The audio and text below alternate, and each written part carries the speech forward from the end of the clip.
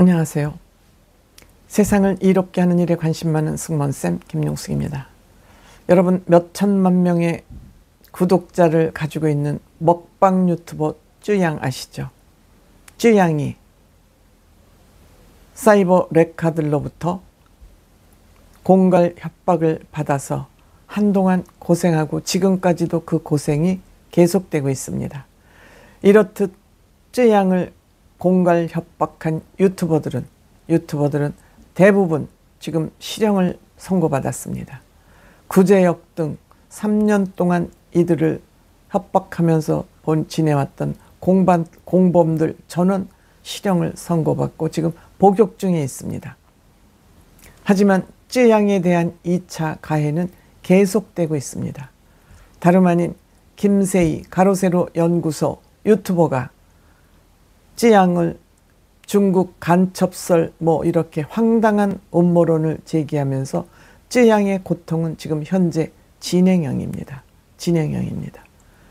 그래서 쯔양이 가로세로 연구소는 정말 폭로, 부정선거 등으로 국민들을 가스라이팅해서 돈을 뜯어내는데 허가낸 갈취를 하는데 정말 선수가 아닌가 생각합니다.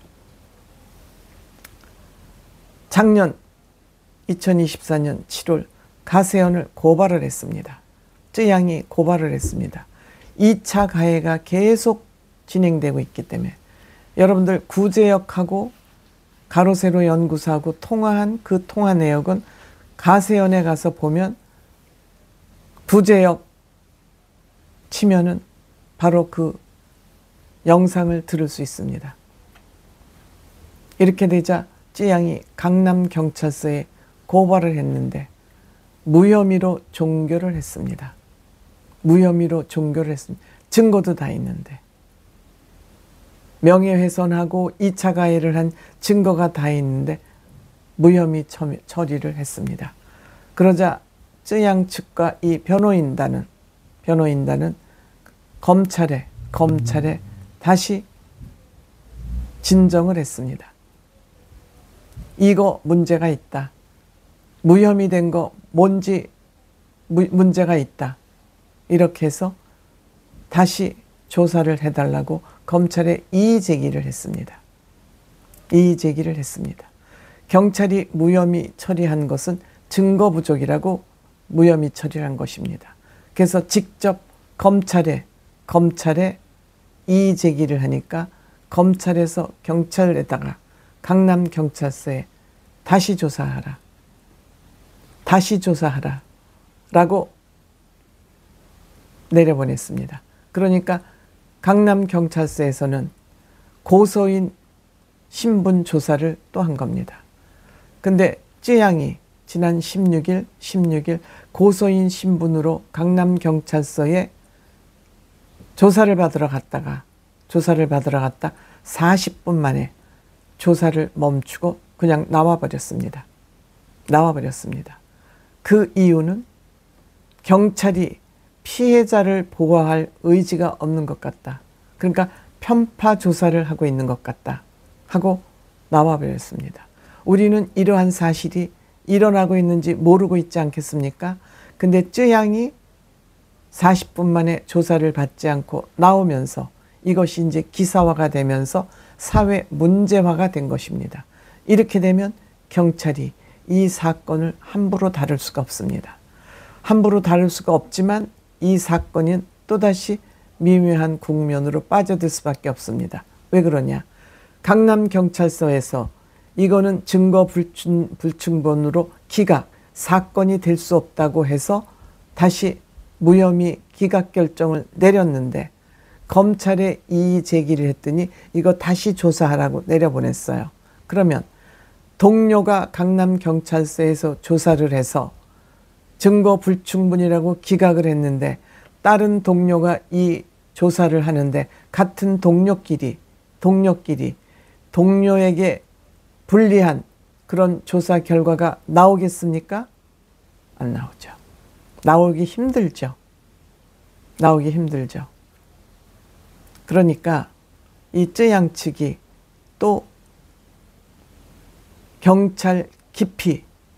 경찰 기피 신청을 해서 나는 이 경찰한테는 조사받기 싫으니까 다른 경찰을 이 사건 담당으로 바꿔달라는 그런 요청을 한 것 같습니다.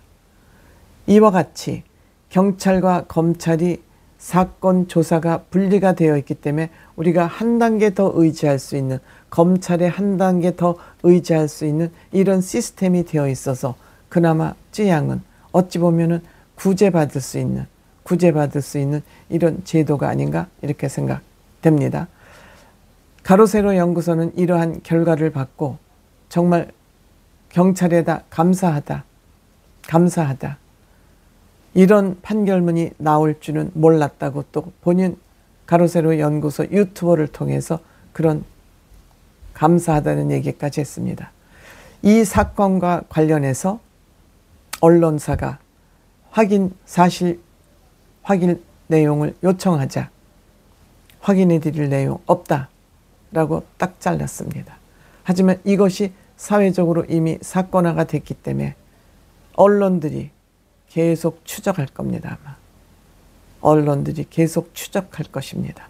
이것이 그냥 기각으로 묻혀버렸으면 여기서 끝나는 건데 쯔양 측과 쯔양 측 변호인단이 검찰에 이의 제기를 했고 문제를 제기를 했고 다시 경찰로 이 사건이 내려오면서 가서 고소인 조사를 받다가 이건 아니잖아. 이렇게 불공정하게 조사하면 안 되잖아. 피해자를 보호해야 되는데 가해자 편을 들고 있잖아 라고 불만을 제기하면서 경찰서를 뛰쳐나왔기 때문에 이것이 또 언론에 알려지게 된 거 아니겠습니까?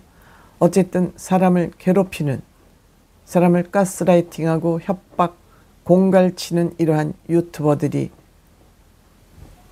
유명 유튜버로 행세를 하는 한 이 사회는 어지러울 수밖에 없다. 특히 가로세로 연구소는 김수현 씨를 비롯해서 여기에 같이 활동하던 김용호 연예부장도 이렇게 부정직한 가짜 뉴스를 하다 스스로 목숨을 끊은 바도 있고 강용석 또한 김세희와 싸우고 결별하면서 부정선고로 받은 그 돈은 다 먹고 날랐습니다. 뭐 때문에 이런 인간들한테 슈퍼챗을 쏘고 후원금을 주는지 이해할 수 없습니다.